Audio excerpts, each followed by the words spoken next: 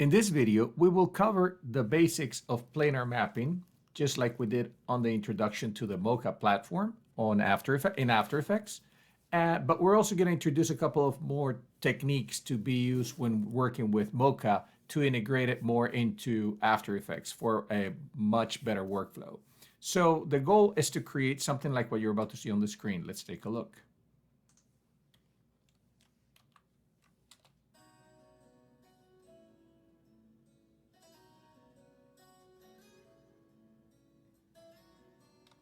So basically, this is a short intro, and you guys, so that we have a title that is being revealed from behind the pot that's in front of it, and it looks like it's well integrated. We have some feathering so that it enhances that depth of field approach, and so obviously, it's a lot of things jump at you right away that tell you, okay, so this is basically tracking. We're doing some kind of tracking on this.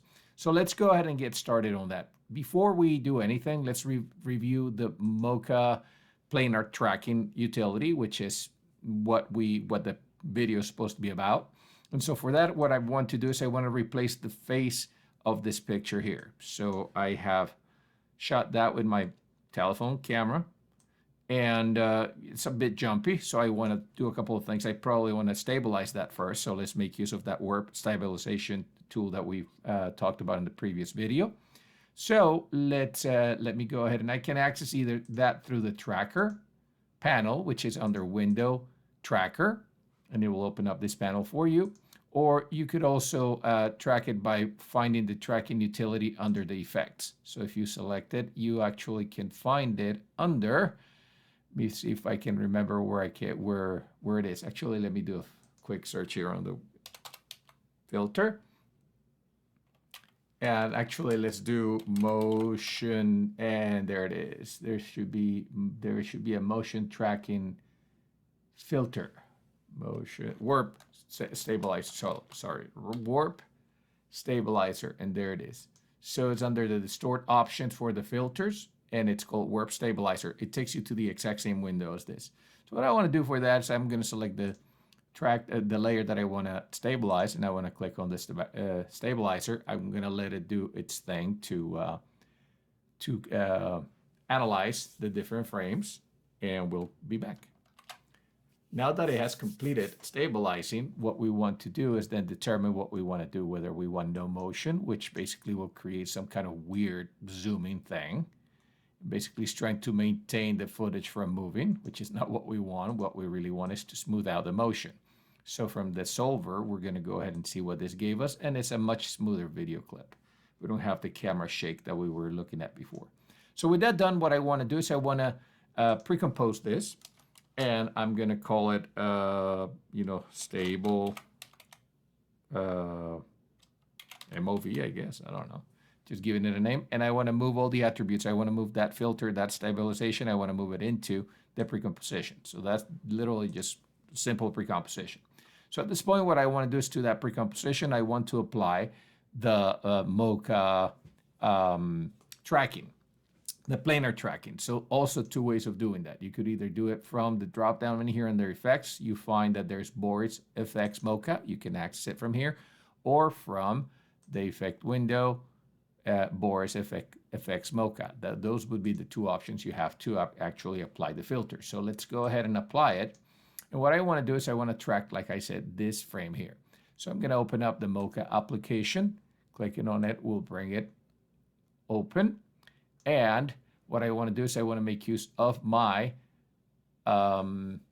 my X-spline tool to draw the area that I want to track, which is this frame right here. So let me go ahead and use it. It looks like the pen tool here.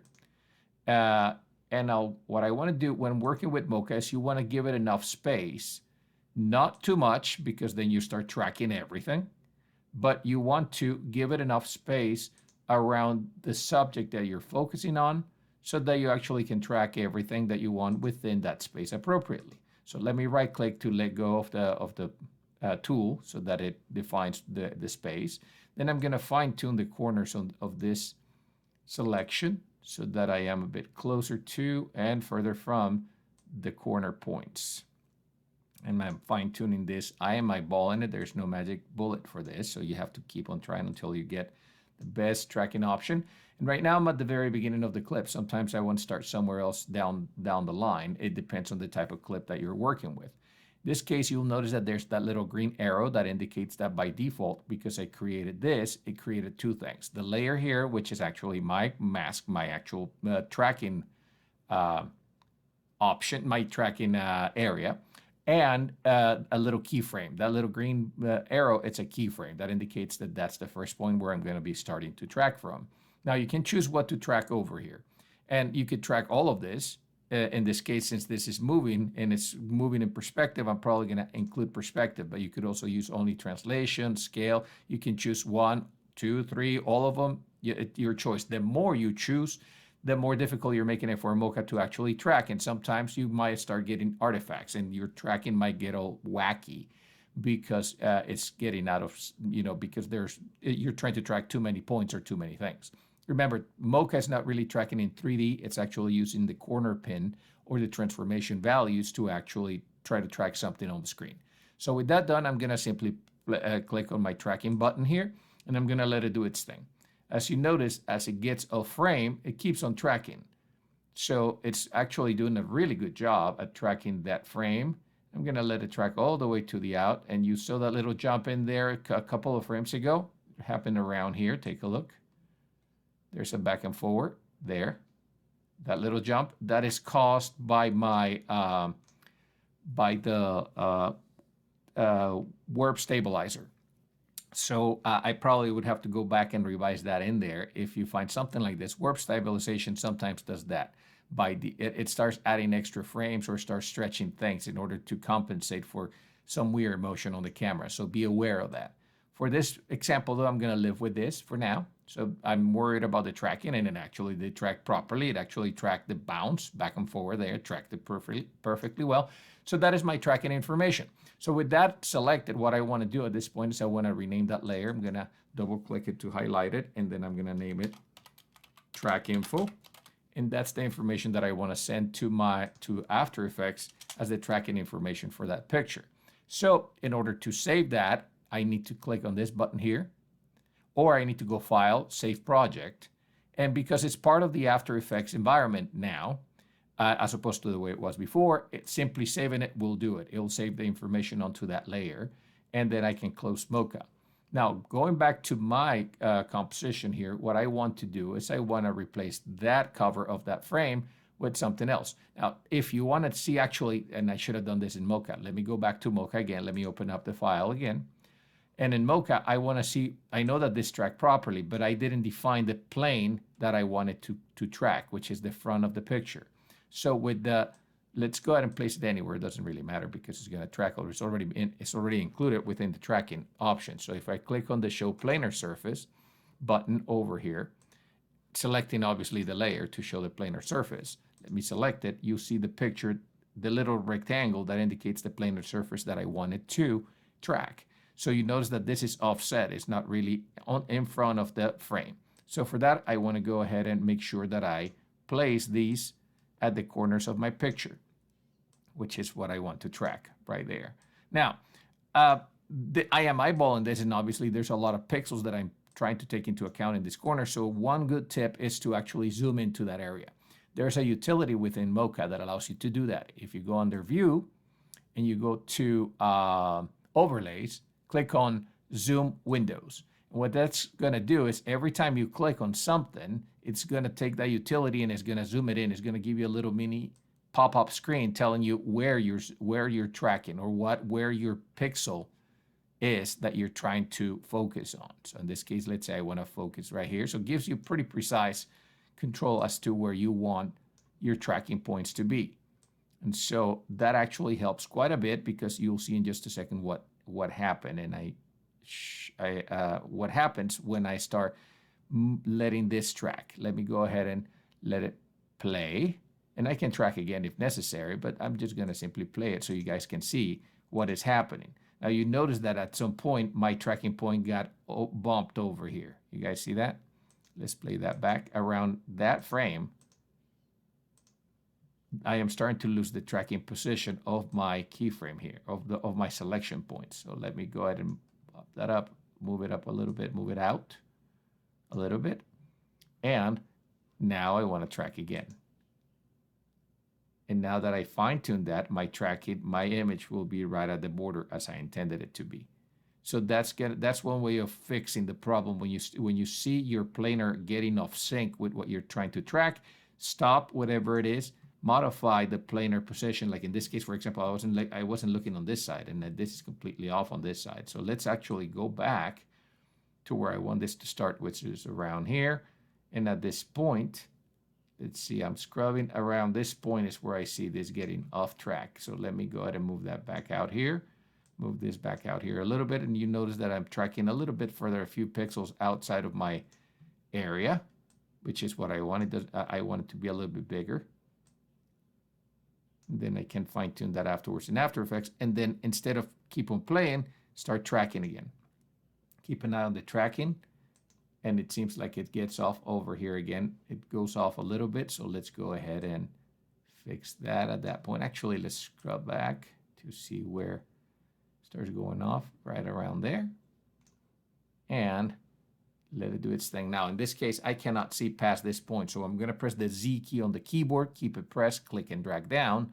You actually can see the outside pasteboard of the Mocha application. Then at that point, keep on tracking, and you see that it tracks properly now. Goes all the way through, even with the little jerky jump at that point, and we're done. So with that done, let me go ahead now, and you notice that it got renamed again. So let's go ahead and call it again track info, and save the file again. Make sure that you click on that button before you close, save it, go back, and now I have the information in my layer over here.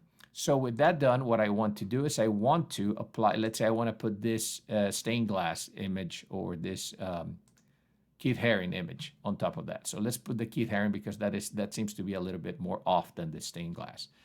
What I mean by that is whatever you're going to track onto the area needs to match in dimensions the original file that you're working on, the actual the composition that you're working on. So let's take a look at the composition settings. So where this is 1920 by 1080 at 29.7. So what I want to do is I want to create a new composition with that Haring sample, but it's going to be 1920 by 1080. So let's do this way, 2997, 1920 by 1080. Click OK on that. And then I'm going to go ahead. Whoops, let me check the settings for the aspect ratio, square pixels. That's fine. And I'm going to call this pick comp. And I'm simply going to place it there. I'm going to put the Keith Haring image in there, and you'll notice that the Keith Haring image is quite larger than my composition. I need to make sure that this Keith Haring image matches the size of my composition. I know it looks distorted. It will look all awkward when you're creating the artwork, but that's the reason why we need to make sure that the compositions match, because as I've been saying all along, Mocha uses corner pin, and corner pin will distort this image to bring it back to its regular size. So with that done, let's go ahead and bring that pick comp image, place it in here. And what I want to do is I want to go ahead and use my information for the movie, for this movie. Let me go ahead and call the effects controls for it. I want to open up the tracking data for it, and I want to create tracking data from the track info. So I'll go ahead and select track info over here, make sure that the gear is on that track. If you have more, and that's what we're going to do next, if you have more masks or more information, then you would find all that stuff in here, all that information. So let's go ahead and click OK on that. It creates the keyframes for it. And now I can go ahead and apply that via corner pin or corner pin support motion blur, your choice, to the layer that I have brought in, the pick comp, which is this one. So when I apply export, that image replaces the cover of the picture. And when I scrub, I see that my picture is basically following what I asked it to do. And you notice that the artwork is no longer distorted as it was on the composition. And that's because the corner pin makes it match perfectly well. Now you notice that that's a little bit bigger than I expected it to be. So if that is your case, then you can go ahead and now it's a good point to start playing around with creating a new viewer. And in this viewer, let's keep that in that option so that it is locked on the composition. And over here, let's change this. I can go ahead and start playing around with the sizing on this to best match my front of my picture as necessary, as needed. The other areas around here become transparent. And let's see, that works actually fairly well. Let me actually move that artwork a little bit up and stretch it out just a tad. Not too much. There you go. That's a little bit better. And now I'm getting just picky on doing this, but you know, you get the point. Now with that done, let's go ahead and close this. We don't need this window open anymore. Nor this one here. And let's play this back. Let's unlock that.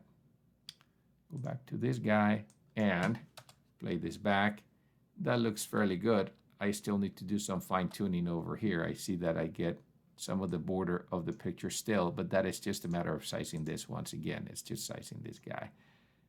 And it'll match to cover that area. Like so, boom. And so that works really well. Now, that is obvious. That's we knew this from the Mocha introduction that we did in the previous video for Mocha. Now, what I want to show you is how to utilize Mocha to create masking and to be able to track certain things. So like I said before, we're trying to recreate this little intro title. So to do that, what I want to do is I want to go ahead and grab the original footage for this, which is this guy here. Now I want to create a composition with it. So let me go ahead and grab and place composition in there. Now I only want to use about this much footage from it. So I want to use this. Let me go ahead and trim work area, and that's what I want. That's all I want from that shot.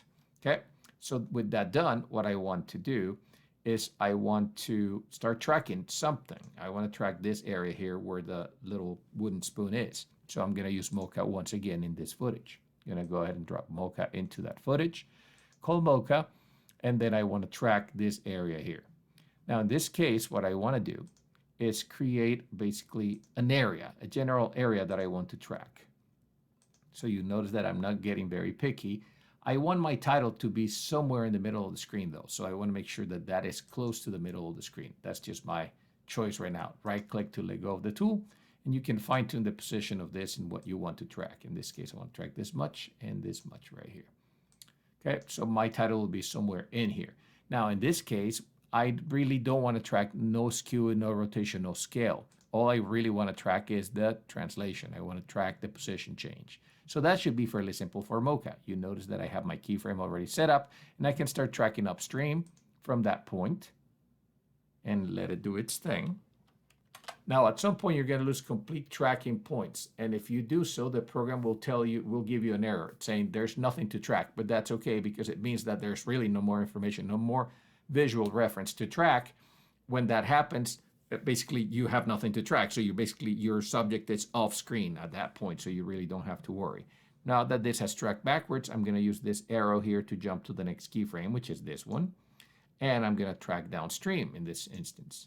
So now I'm tracking in that direction. Okay. And that finishes tracking. So that is going to be my tracking information. So I'll double click the layer and I'll call it track info. Now with that done, I want to see the planar information for this to see where things are. And I want to make sure that this is somewhere around here. I want to track probably that highlight right there. That's where I want my title to be, or at least that's my goal. So if I play this back, you'll notice that basically it's going to track properly in that direction. And so I'm satisfied with that for now.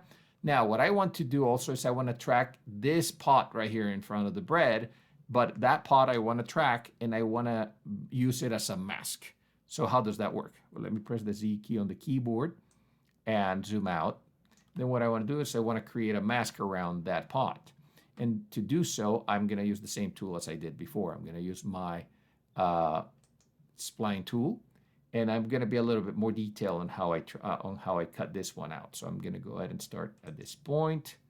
And I'm going to probably click here, click down here, click here, here, and right click.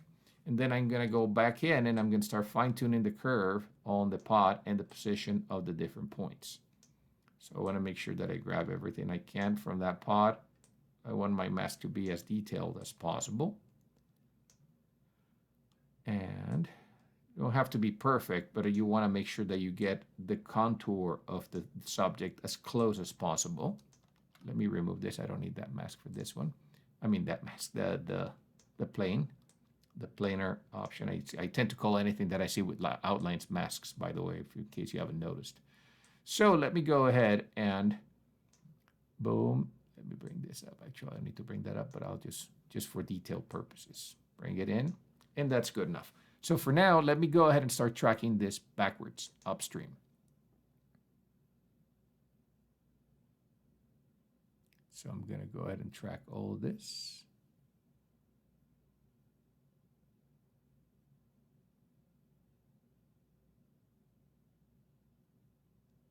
All the way upstream. And it's probably going to give me the error saying there's nothing to track. See, there it is. So that at that point, there's nothing to track on that end. But as you can see, my tracking information and my tracking object is basically outside of the realm of the visual. So I don't care. So I'll click OK on that. Let me jump to the keyframe again, and I'll track downstream.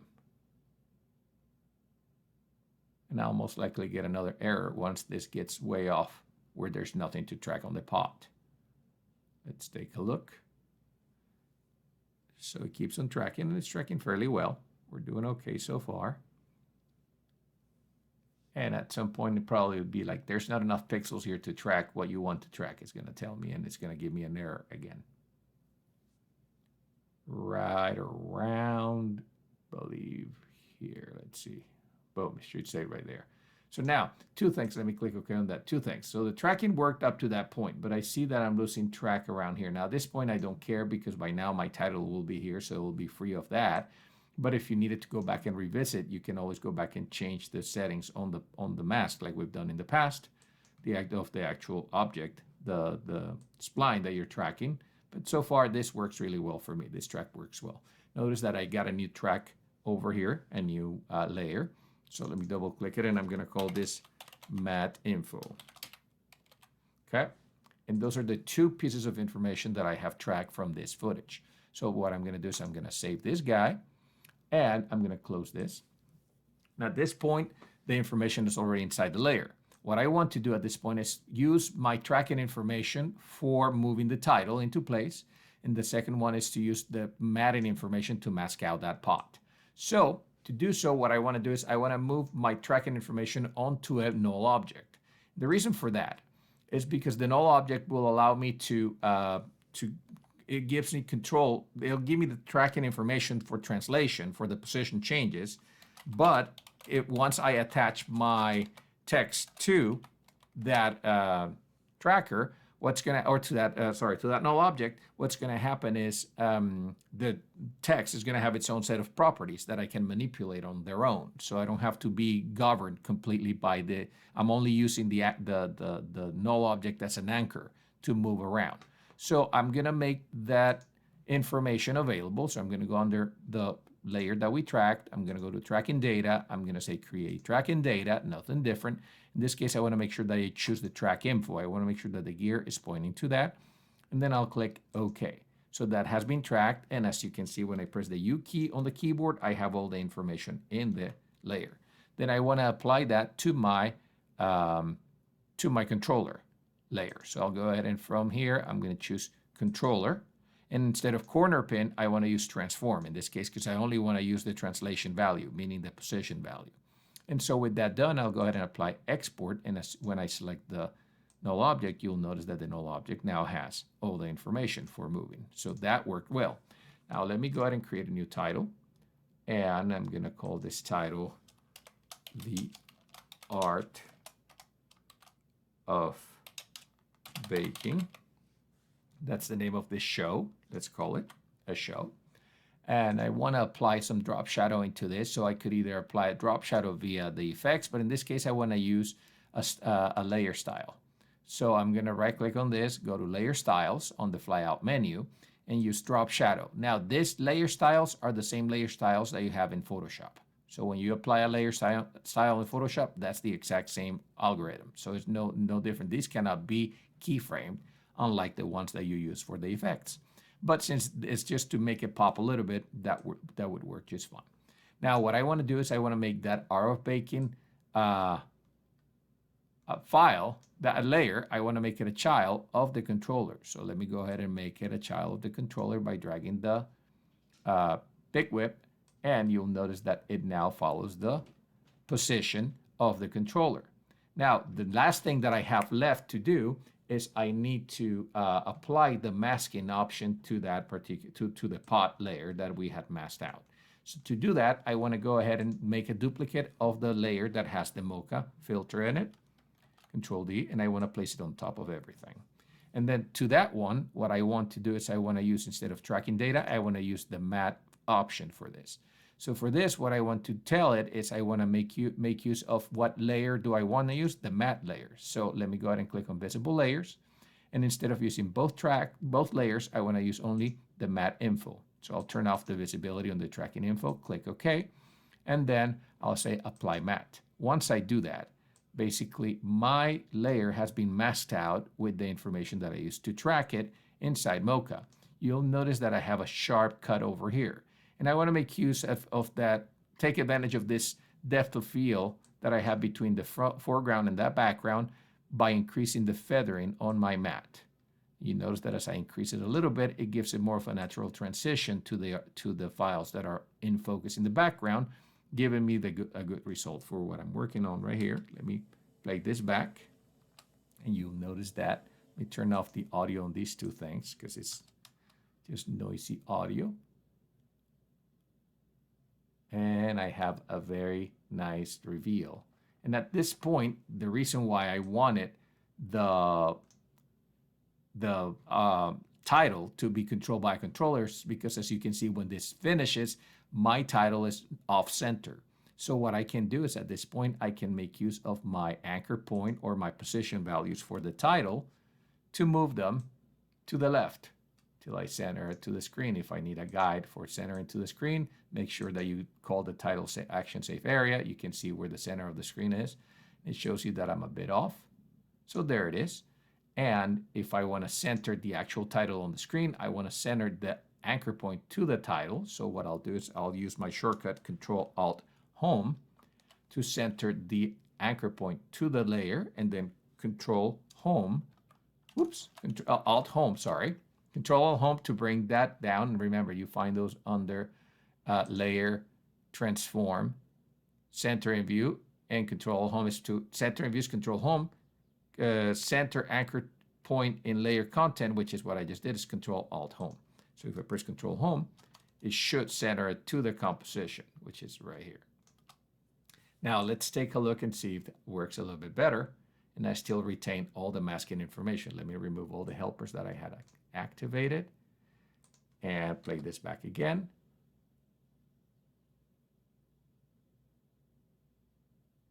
And the title sequence works just well.